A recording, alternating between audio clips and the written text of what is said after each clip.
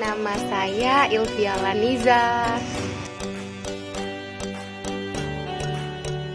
Hai, nama saya Hopipa Indah Pohan.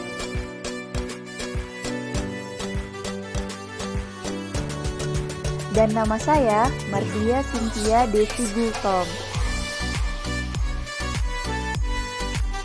Hai, nama saya Silviana.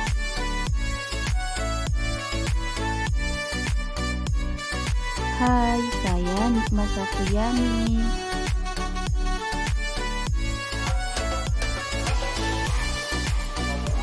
Nama saya Tengkulis Wahyuni. Halo, nama saya Fira Anissa.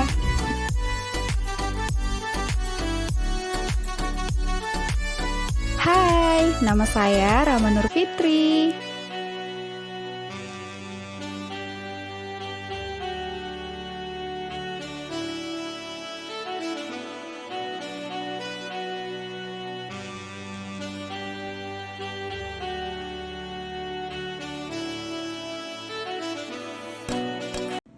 Assalamualaikum warahmatullahi wabarakatuh. Kami dari kelompok 4. Di sini kami akan berdiskusi tentang materi yang telah diberikan Bapak, yaitu kami dari kelompok 4 yang beranggotakan Tengkulis Wahyuni, Silviana Tanjung, Hopipa Indah Pohan, Nikma Safriani, Rama Nur Fitri, Martia Cynthia Desi Gultom, Fira Anissa, Ilvia Laniza. Baiklah, materi pertama akan disampaikan oleh Saudari Hopipa Indah Pohan. Kepada Saudari, saya persilahkan. Assalamualaikum warahmatullahi wabarakatuh. Nama saya Hopipa Indah Pohan. Di sini saya akan menjelaskan tentang pengertian serangan terhadap keamanan sistem informasi. Serangan terhadap keamanan sistem informasi, security attack atau serangan terhadap keamanan sistem informasi dapat dilihat dari sudut peranan komputer atau jaringan komputer yang fungsinya adalah sebagai penyedia informasi. Keamanan sistem informasi pada saat ini telah banyak dibangun oleh para kelompok analis dan programmer, namun pada akhirnya ditinggalkan oleh para pemakainya. Hal tersebut terjadi karena sistem yang dibangun oleh lebih berorientasi pada pembuatannya, sehingga berakibat sistem yang dipakai sulit untuk digunakan atau kurang user friendly bagi pemakai. Sistem kurang interaktif dan kurang memberi rasa nyaman bagi pemakai. Sistem sulit dipahami, interface dari sistem menu dan tata letak kurang memperhatikan kebiasaan perilaku pemakai. Sistem dirasa memaksa bagi pemakai dalam mengikuti prosedur yang dibangun sehingga sistem terasa kaku dan kurang dinamis. Keamanan dari sistem informasi yang dibangun tidak terjamin. Hal-hal yang disebutkan di atas dapat disimpulkan bahwa dalam membangun sebuah keamanan sistem informasi harus memiliki orientasi yang berbasis perspektif bagi pemakai, bukan menjadi penghalang atau bahkan mempersulit dalam proses transaksi dan eksplorasi dalam mengambil keputusan. Terdapat banyak cara untuk mengamankan data maupun informasi pada sebuah sistem. Pengamanan data dapat dibagi menjadi dua jenis, yaitu pencegahan dan pengobatan. Pencegahan dilakukan supaya data tidak rusak, hilang dan dicuri, sementara pengobatan dilakukan apabila data sudah terkena virus, sistem terkena worm, dan lubang keamanan sudah dieksploitasi. Keamanan sebuah sistem merupakan suatu hal yang harus diperhatikan. Masalah tersebut penting karena jika sebuah informasi dapat diakses oleh orang yang tidak berhak atau tidak bertanggung jawab, maka keakuratan informasi tersebut akan diragukan, bahkan akan menjadi sebuah informasi yang menyesatkan. Ada juga masalah keamanan dalam sistem informasi, yaitu yang pertama, ancaman mencakup satu pencuri data. Jika informasi penting yang terdapat dalam database dapat diakses oleh orang yang tidak berwenang, maka hasilnya dapat kehilangan informasi atau uang. Misalnya, mata-mata industri dapat memperoleh informasi persaingan yang berharga. Penjahat komputer dapat mencuri uang bank. Yang kedua, penggunaan sistem secara ilegal. Orang yang tidak berhak mengakses informasi pada suatu sistem yang bukan menjadi haknya dapat mengakses sistem tersebut. Penjahat komputer jenis ini umumnya adalah hacker, yaitu orang yang suka menembus sistem keamanan dengan tujuan mendapatkan data atau informasi penting yang diperlukan, memperoleh akses ke sistem telepon, dan membuat sambungan telepon jarak jauh secara tidak sah. Sekian dari saya. Assalamualaikum warahmatullahi wabarakatuh.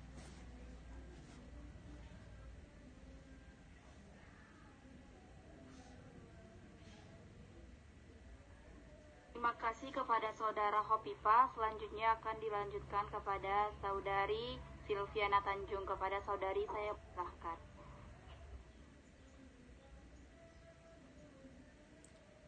Baiklah, di sini saya akan melanjutkan tentang jenis-jenis serangan keamanan sistem informasi.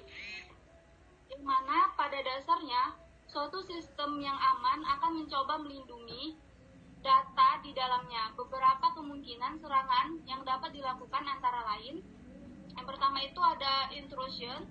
Pada metode ini, serangan penyerang dapat menggunakan sistem komputer yang dimiliki orang lain. Sebagaimana penyerang jenis ini menginginkan akses sebagaimana halnya pengguna yang memiliki hak untuk mengakses sistem. Lalu yang kedua itu ada denial of service, yang mana penyerang jenis ini mengakibatkan pengguna yang sah tak dapat mengakses sistem karena terjadi kemacetan pada sistem.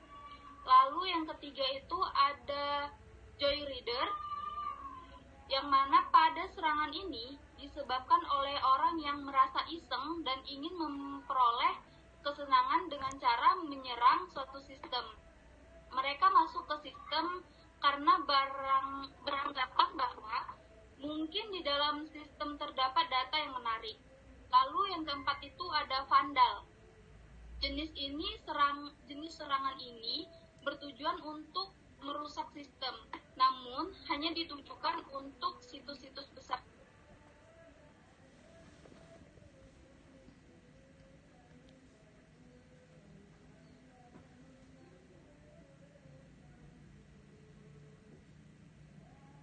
Pengetikan yang dilakukan pengguna pada PC yang digunakan oleh pengguna. Biasanya teknik penyerangan ini itu membutuhkan program khusus seperti program keylog atau sejenisnya.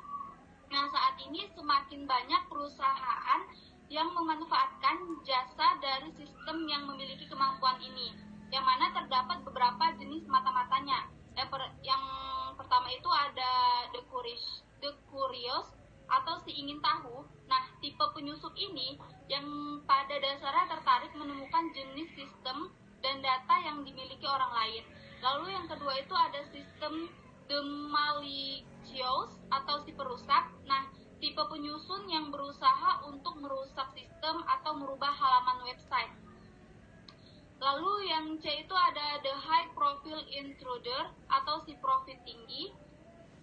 Jenis penyusup ini juga berusaha menggunakan sistem untuk memperoleh popularitas atau ketenaran. Lalu yang D itu ada The Competition atau si pesaing. Nah, penyusup yang tertarik pada data yang terdapat dalam sebuah sistem. Lalu jenis sistem yang selanjutnya itu ada yang keenam, sniffing. Sniffing itu seseorang yang melakukan monitoring atau penangkapan terhadap paket data yang ditransmisikan dari komputer klien ke web server pada jaringan internet. Lalu yang ketujuh itu ada spoofing. Nah, spoofing ini seseorang berusaha membuat pengguna mengunjungi sebuah website tertentu yang salah sehingga membuat pengunjung situs memberikan informasi rahasia kepada pihak yang tidak berhak. Lalu yang kedelapan ada website defaking. Seseorang melakukan serangan pada situs asli, misalnya www.upnyk.ac.id, kemudian menggantikan isi halamannya pada server tersebut dengan halaman yang telah dimodifikasi. Lalu yang kesembilan itu ada virus. Virus adalah kode program yang dapat mengikatkan diri pada aplikasi atau file, di mana program tersebut bisa menyebabkan komputer bekerja di luar kehendak pemakaian sebagai file yang berkonsistensi tertentu menjadi terinfeksi yang mengakibatkan file menjadi hilang atau terhapus. Lalu yang ke-10 ada Trojan horse, salah satu metode penyerangan yang dapat ampuh dan sering digunakan dalam kejahatan-kejahatan di internet. Lalu yang terakhir itu ada worm. Worm itu program yang dapat menduplikasi diri sendiri dengan menggunakan media komputer yang mengakibatkan kerusakan pada sistem dan memperlambat kinerja komputer dalam mengaplikasikan sebuah program. Sekian dari saya kembalikan.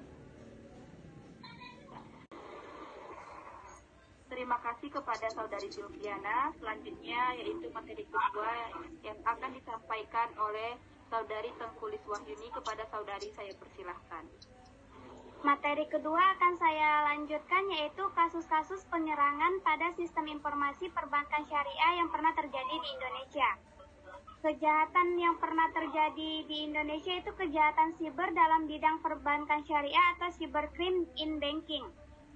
Perbankan syariah merupakan salah satu perusahaan penyediaan layanan jasa keuangan yang telah memberikan pelayanan kepada masyarakat dan bisnis seperti layanan penitipan dan pinjaman uang.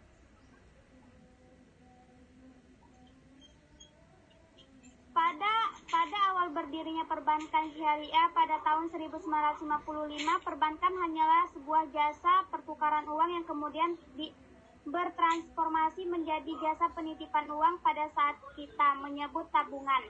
Dalam upaya meningkatkan pelayanan, perbankan telah menerapkan teknologi di berbagai bidang.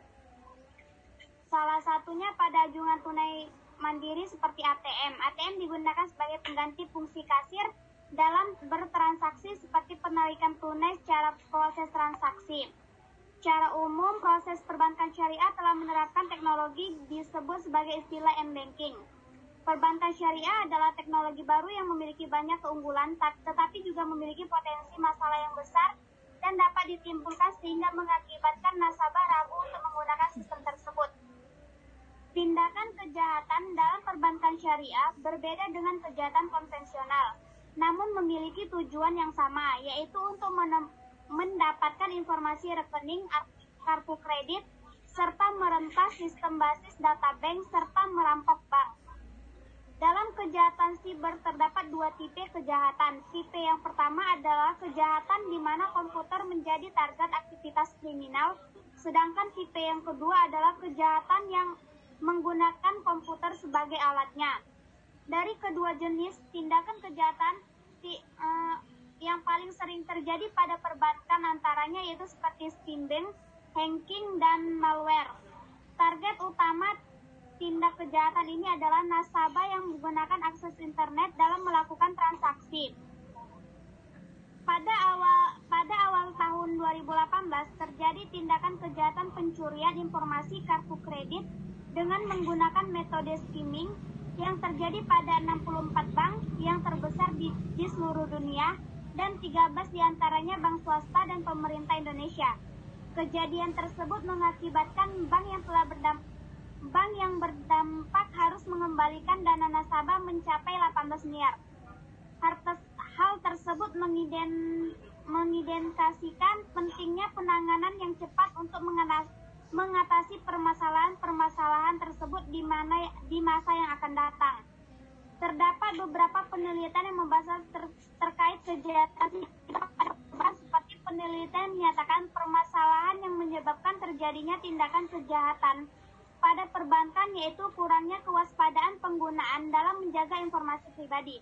Untuk menanggulanginya, peneliti menyarankan untuk menerapkan beberapa teknik dalam membantu memfreksi informasi pengguna, diantaranya dengan menerapkan teknik kriptografi biometrik dan phishing protection yang diharapkan mampu melindungi pengguna dan tindakan kejahatan pada bidang perbankan. Peneliti tersebut menjelaskan beberapa metode yang sering digunakan oleh pelaku Yang pertama itu ada metode skimming. Metode skimming merupakan metode yang digunakan untuk mencuri informasi nasabah pada saat bertransaksi menggunakan ATM.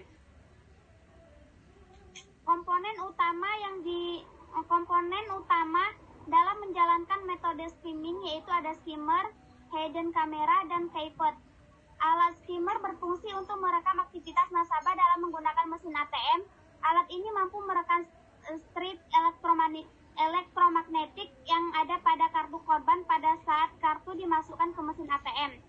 Kamera tersebut dan pivot digunakan untuk merekam aktivitas korban pada saat melakukan pengimputan PIN pada mesin ATM untuk mengetahui bagaimana proses skimming itu berlangsung. Proses skimming itu berjalan melalui pada saat korban memasukkan kartu debit ke ATM sampai dalam proses transaksi selesai dilakukan. Sebelum kartu debit korban terbaca oleh mesin ATM, alat skimmer telah melakukan scanning terhadap magnetic card yang ada pada kartu debit korban yang kemudian kode-kode terdapat pada magnetic card tersimpan. Setelah proses scanning yang dilakukan mesin ATM selesai, kemudian mesin ATM akan menampilkan instruksi untuk memasukkan PIN, dan pada proses ini kamera tersembunyi atau pivot palsu yang sudah dipasang akan merekam PIN yang telah dimasukkan oleh korban. Setelah berhasil mendapatkan data-data korban, kemudian proses terakhir yaitu pembuatan kartu magnetik palsu yang kemudian digunakan untuk menarik saldo tanpa diketahui oleh korban. Terdapat beberapa langkah untuk menghindari dan tindakan skimming, yaitu jangan menggunakan ATM yang ada di daerah sepi. Awasi sekitar sebelum melakukan transaksi seperti mengecek ATM. Tutuplah tangan dengan apa yang ada pada saat memasukkan PIN. Gunakan layanan perbankan seperti SMS banking untuk mengetahui aktivitas transaksi yang terjadi pada nomor rekening. Sekian yang dapat saya sampaikan, saya kembalikan kepada moderator. Terima kasih kepada Saudari Tengkulis Wahyuni. Selanjutnya akan dilanjutkan oleh Saudari Ilvia Lanija. Kepada Saudari saya persilahkan. Assalamualaikum warahmatullahi wabarakatuh. Di sini saya akan melanjutkan penjelasan dari Saudari Tengkulis Wahyuni, yaitu metode selanjutnya adalah malware. Malware merupakan singkatan dari malicious software, yang artinya software yang tidak diinginkan dalam sistem komputer. Biasanya malware dibuat untuk mencuri data informasi yang bahkan dapat merusak sebuah sistem komputer. Malware sangat sulit untuk dideteksi oleh sistem komputer. Pada tahun 2017, serangan malware pernah ada di 150 negara di dunia, dan target utamanya adalah instansi dan perusahaan-perusahaan besar di seluruh dunia. Sehingga sampai saat ini, malware masih menjadi ancaman serius bagi dunia maya secara global dan terus berkembang. Dan beberapa fakta terkait malware ini menjadikannya topik menarik untuk diangkat menjadi sebuah tema penelitian. Terdapat dua jalur yang menyebabkan sistem komputer terkena oleh malware, yaitu dengan melalui USB drive dan melalui jaringan internet. Sistem komputer yang terinfeksi malware melalui USB drive biasanya tidak memiliki pengaman seperti antivirus atau sejenisnya, sehingga malware yang sudah terinstall di USB dapat dengan mudah masuk ke dalam sistem komputer. Selanjutnya, sistem komputer yang terinfeksi melalui jaringan internet, yaitu ketika pengguna membuka email atau website. Pada email yang berbahaya biasanya akan langsung disaring ke spam oleh sistem, namun tidak banyak dari email tersebut juga masuk ke inbox. Malware ini akan berjalan ketika objek yang terinfeksi di dalam email itu diklik, dan selanjutnya ketika sistem komputer yang sudah terinfeksi malware, maka informasi pribadi termasuk data-data perbankan yang tersimpan di komputer.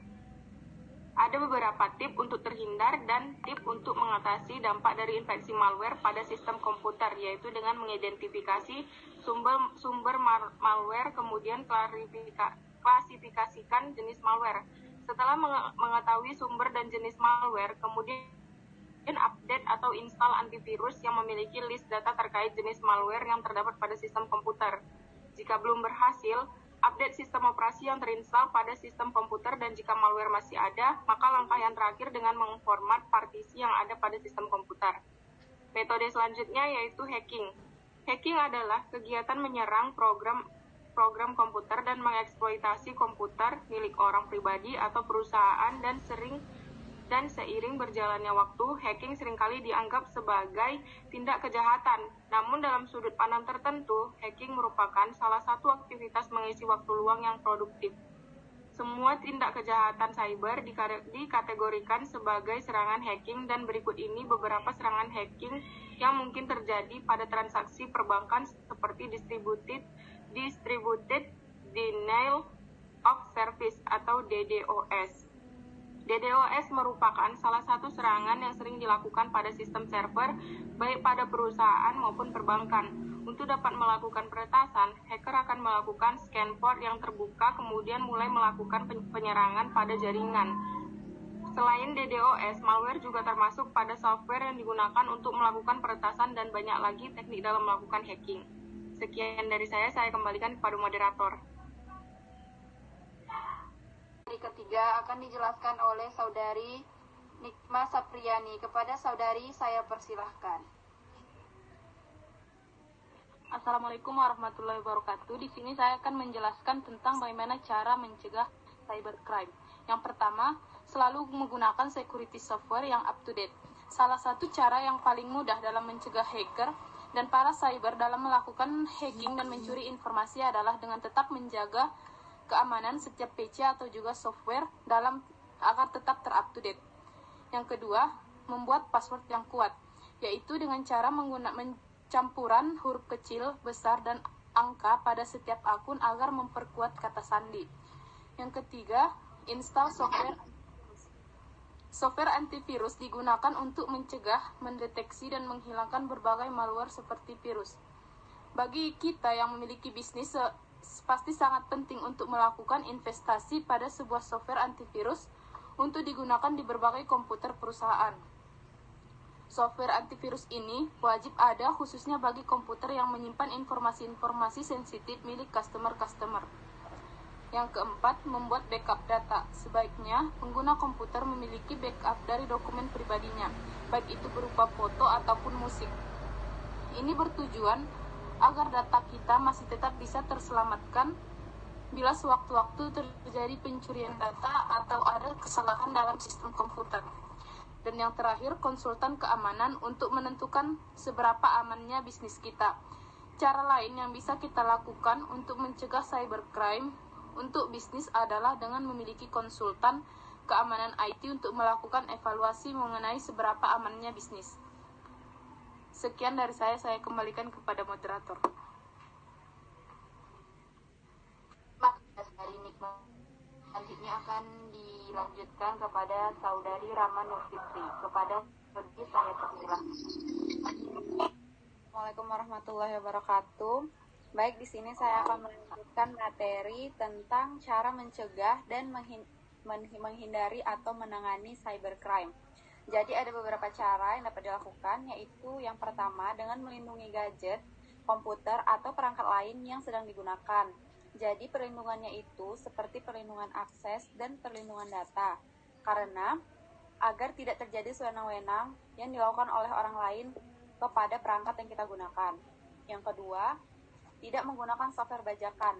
Kenapa? Karena ada banyak malware yang tertanam dalam aplikasi bajakan. Yang ketiga, memasang perangkat lunak keamanan yang up to date. Karena penting untuk keamanan selalu terbarui, kan akan memberikan redefinisi ancaman kejahatan cyber dan juga antivirus yang belum terdeteksi. Yang keempat, menggunakan data encryption agar komunikasi teks tidak bisa disadap dan juga dia dapat mencegah terjadinya akses yang tidak sah. Selanjutnya yang kelima, memiliki sikap waspada. Sebaiknya jangan langsung percaya apabila ada email masuk, telepon, ataupun website yang ada di internet. Yang keenam, selalu periksa data bank dan data kartu kredit secara teratur. Hal ini dilakukan agar kita dapat mengetahui apakah ada transaksi yang tidak benar. Selanjutnya yang ketujuh, backup data secara rutin.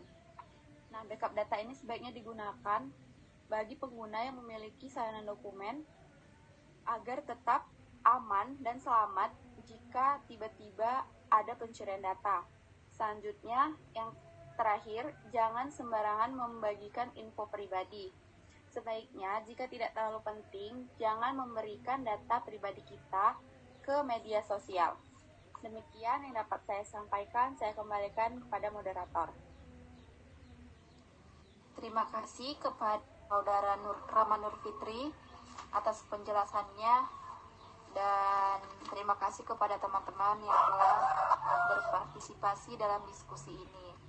Jadi di sini saya ingin sedikit bertanya mengenai materi yang telah kita diskusikan pada hari ini, yaitu bagaimana sih caranya kita sebagai nasabah menyikapi cybercrime agar transaksi dalam perbankan itu lebih aman.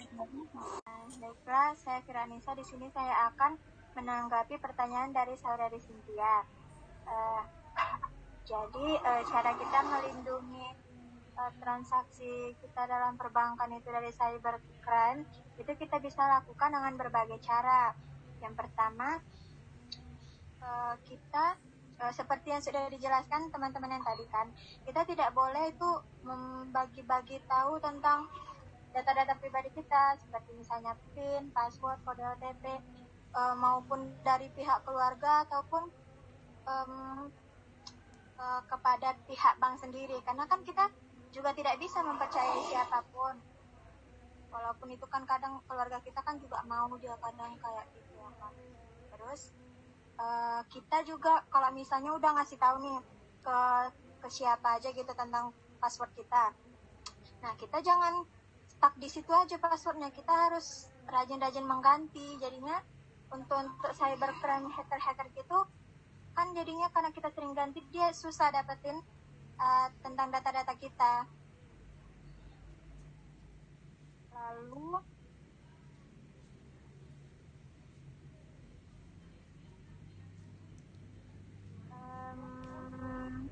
dan juga rutin cek rekening kita apa aja yang udah kita transaksikan selama kita ada di bank tersebut, mau kita yang transfer, mau kita yang narik tunai, itu pokoknya rajin-rajin dicek, karena kan kalau misalnya ada yang ganjil kita kan pasti tahu gitu. Mungkin itu saja yang bisa saya sampaikan. Saya kembalikan kepada moderator. Dari kesimpulan yang saya ambil, jadi segala keamanan kita harus berhati-hati, baik itu dari keluarga, saudara dekat, teman, dan sering melakukan baik itu password dan lebih teliti lagi. Jadi teman-teman ini menambahkan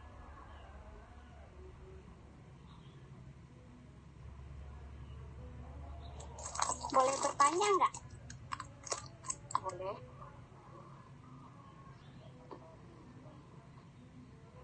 Saya persilahkan.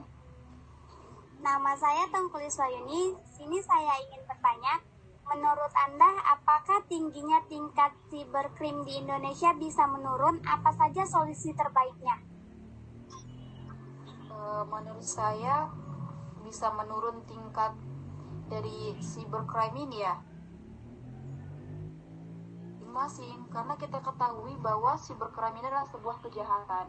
Jadi semakin kita mengetahui bahwa cybercrime itu tidak diperbolehkan dan kesadaran dari diri masing-masing mungkin bisa diminimalisir semakin banyak. Jadi di sini saya beranggapan bahwa semakin maju teknologi maka kejahatan juga semakin bertambah. Apalagi kita ketahui bahwa peluang kerja makin sedikit, apalagi di masa seperti ini.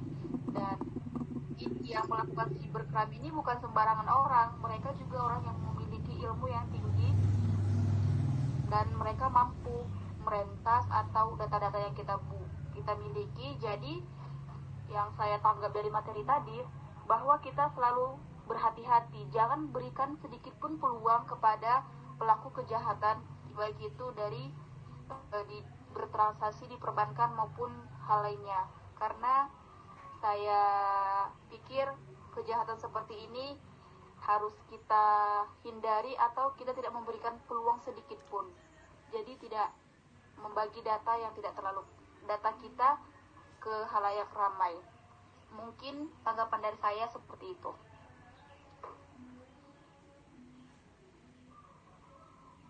Bagaimana kepada saudari Tengkulis Wahyuni?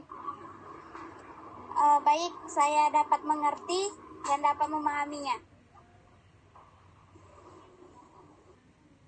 Sini saya akan menyimpulkan dari materi cybercrime dari kelompok kami. Jadi cybercrime ini kan merupakan kejahatan yang bahkan sampai sekarang ini banyak dan merajalela di dunia maya. Bahkan contoh kejahatan lainnya itu dia dapat berupa skimming, malware, dan juga hacking. Jadi setiap dari kita diharuskan untuk waspada dan berusaha untuk mencegah kejahatan ini yang disadari oleh diri kita sendiri. Yaitu yang pertama kali kita harus benar-benar waspada dan hati-hati, tidak mudah percaya. Lalu kita juga tidak boleh sembarangan membagikan info pribadi dan data pribadi kita kepada orang-orang di sekitar kita. Selanjutnya kita juga harus rajin mengganti kata sandi dan juga secara rutin melakukan backup data yang kita miliki untuk agar tiba-tiba suatu saat jika terjadi kejahatan dengan pencurian data, kita masih bisa menyelamatkan data yang kita miliki. Selanjutnya juga kita harus benar-benar melindungi perangkat kita dengan cara menggunakan keamanan yang selalu up to date agar kita dapat mengetahui kejahatan-kejahatan apalagi yang sebenarnya sudah ada dan belum terdeteksi. Demikian yang dapat saya simpulkan. Saya kembalikan kepada moderator.